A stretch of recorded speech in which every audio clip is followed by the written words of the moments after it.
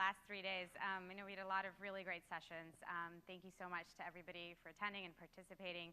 I think we actually started on day one with Brian and I leading a kind of a retailer town hall, just talking about some intimates. We're just talking about the different challenges people are facing, the things they're worried about, the things think they should be worried about, but they worry they're not spending too much time on. And one of the biggest things sort of that we've learned was that everyone's got these technical challenges with technology that they're using. That was a big theme on the challenge boards that we had out there. Cross-device attribution, and quantifying who's come for brick and mortar retailers, quantifying who's coming into the store, where they came from, a lot of technology issues, and sort of the IT part of the challenge board that we have outside was one of the best populated ones. So that was a big one.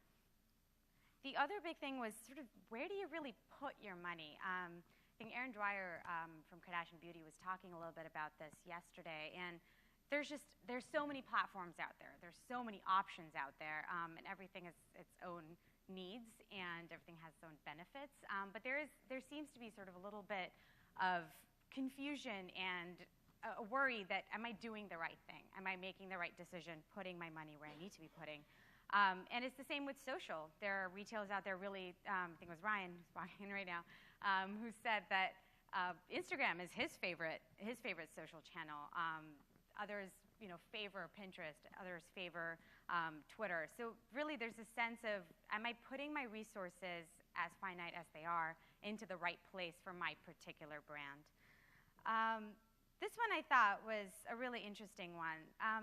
Internal issues are a big one that I think a lot of different people touched on among legacy retailers who kind of start doing e-commerce as well. That how do you get people to buy into your vision? How do you get people to how do you incentivize other departments to buy into that? There's a sense that there's still a really big silo between the people in marketing. There are really big silos between the e-commerce divisions and the brick and mortar divisions. There's too many emails. So there are a lot of internal issues that I think people are really dealing with, and that was a really big theme. The importance of storytelling. I think Tristan Walker talked a lot about his personal story, and that personal story has really become the cornerstone of his brand and the content part of his business. So when you go to his site, when you go to Get Bevel or you go to Bevel Code, which is the content part of his website, you really sense that there is a story to be told. There are many different stories of the consumers. There are stories about celebrities who use the product, and there's his personal story. The importance of storytelling is something actually that came up at our last retail summit as well. And it's really an ongoing theme. You're seeing more retailers kind of start putting a human face on their advertising, on their brand messaging, and that's a really big one. And digital meets physical meets the future. A lot of people talked about this, but I think one of the most interesting ones was Kyle Nell's presentation from Lowe's, where he talked about virtual reality and getting people, and how you get people who are going to shop online to come into the store by offering them something that's really futuristic and really cool. So what they did was you could actually walk into the store and using virtual reality map out what your home might look like using some of the improvements that Lowe's was offering. You also see it with the rise of customization, with the rise of 3D printing. So there's a lot of interesting ways that future technologies are letting the digital meet the physical, meet the digital again. So that's my 5 things. I hope you guys enjoyed this, and I'm going to welcome Nick Freese, our CEO, just to wrap up DRS. Great. Thanks, Shareen. That was terrific. What a great way to end. Thanks, everybody. Thank you so much for joining us. We hope that we delivered on our promises of giving you great new insights, new valuable connections, as well as you had a high-quality experience with us over the last 3 days.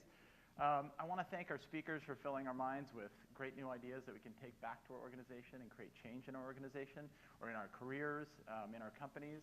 That's one of the outcomes we certainly want from you spending 3 days with us to actually create change. I also want to thank our sponsors, because we can't have these conversations without our sponsors. So thank you so much, as well as the Digiday team who's worked, believe it or not, for months to put this together. So thank you, Brian, Shareen, everybody else on the Digiday staff for all their hard work. Thank you. So we're going to do this again in June in Chicago, so we hope you'll all join us for that. We have the date up on our website, and we'll send a follow-up email out on And then stay tuned to Digiday every day, because we'll continue to cover a lot of the issues that we discussed here and how to build a modern retailer. So that's all I have. We hope you have a safe trip back home, and thanks again for joining us. Take care.